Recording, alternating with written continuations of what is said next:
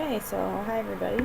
I just did a video through Canvas and it didn't work. It didn't save. 11 minutes later and nothing. Oh, not a very happy camper. Um, it was hard enough to do the first one, and I'm a little uncomfortable with this sort of thing. But anyways, I'm Ashley.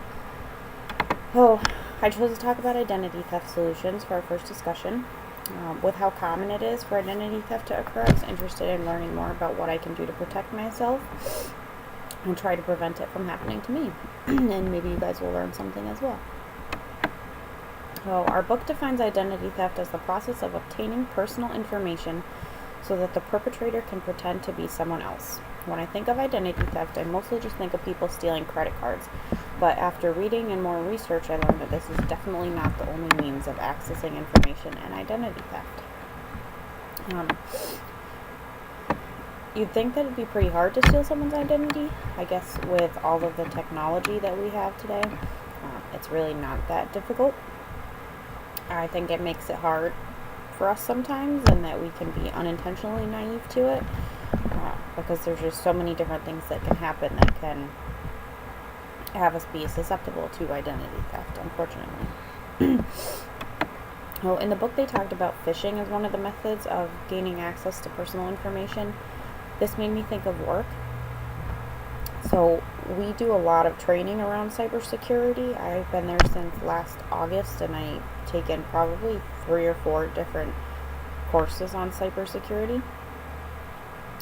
So phishing, it's defined as any process designed to elicit personal data from the targeted victim and is most often seen having occurred through email. We actually have a phishing button installed in our Outlook.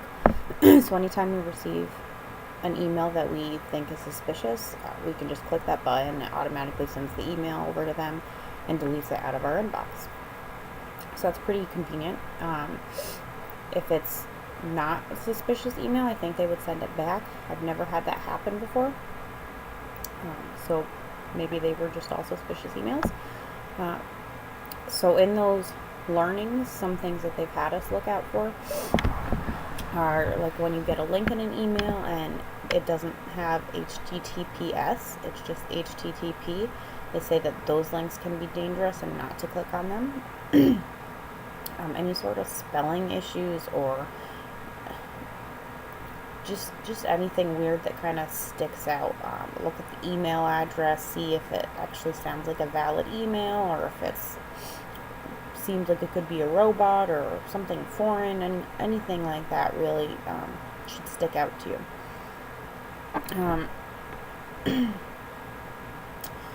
So let's see, what else do I have here? They also sent out test emails for us. Sorry guys, I did really good in my first post, but I'm just all flustered now. So they send out test emails where we have to click the phishing button, and after we do, it'll notify us that it was a test email. Good job for making sure you're paying attention to what's coming into you. So that's good. Definitely a good thing for companies to have to help employees be aware, and this can help you outside of work too. If you get emails in your personal inbox, these can be things to look out for so that your personal computer or cell phone or whatever isn't going to be susceptible to identity theft because you were aware enough to not click on a bad link. The book also talks about unauthorized access of data. This makes me think about work too. We have a lot of things we need to do to protect clients' data. We have a big fraud process that we have to follow. You'll say someone sends in a form and they want to change the owner on a policy. I work at an insurance company, if I didn't mention that. And it doesn't have a policy number on it. We can't process that item. We have to send a letter out to the client asking them for their policy, letting them know that we're concerned with the security of our policy owners, and we can't process it until we receive that policy number. If we were to go ahead and process something like that and the owner was changed on the policy, then the new owner could easily cash out the policy. I mean, not easily, but if it got past us and someone gave the policy number, and then the department who handles that sort of request didn't notice that there was a mistake and that we shouldn't have done that, and the change actually goes through, then there could definitely be some problems. That person could then ask to cash out the policy, and then the actual owner of the policy or the insured on the policy is out all of the money that they've invested into it. So I think even companies implementing stuff like that is a really good thing. Not leaving anybody's paperwork out on your desk. You only get stuff that does have policy numbers, social security numbers, checking account, routing information, any things that could make it very easy to steal someone's identity. So anytime we walk away from our desks, we have to flip it over. If we're gone for a long period of time, then we have to put it away. Definitely a lot of precautionary measures taken place there. Even in the building that I work in, there's a lot of paper files and stuff from policies, old and new. So you have to have special access to get into that building, because obviously those contain a lot of personal information too. And even certain systems on the computer you have to get access for, and then it goes through a whole step and a whole line of people that have to approve it for you and make sure that you really do need that access in order to perform your job. Strong passwords are very important. I will admit I'm not the best at coming up with unique passwords. Definitely something I have to get better at doing, but very important. You don't want an easy to guess password. Don't use your birthday. Don't use your first or last name. A little more creative. I know at work they have us change ours every few months or so for all of our systems. In terms of other research, I read an article on Forbes that discussed mostly identity theft in terms of credit card fraud. The author had some good suggestions and interesting points. His argument was that the best way to handle fraudulent transactions is for the financial institutions to be responsible for paying the customer back for those transactions instead of having the customer be liable.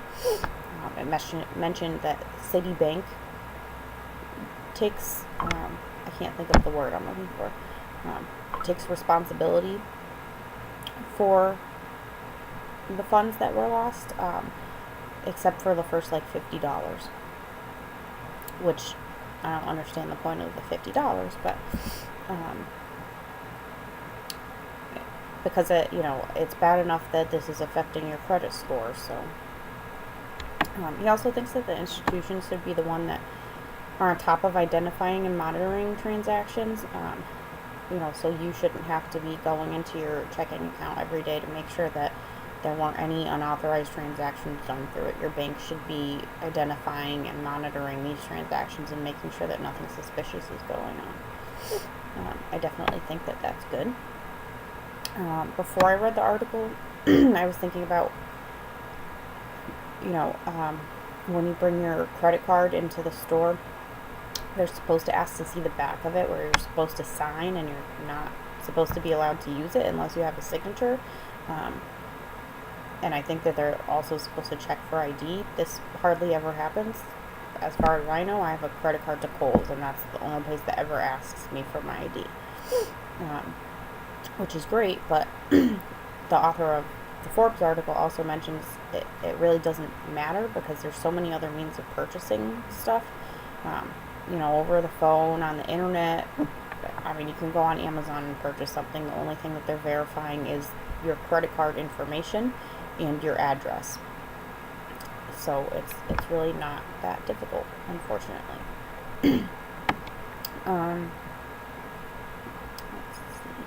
I do think a lot of his suggestions were good.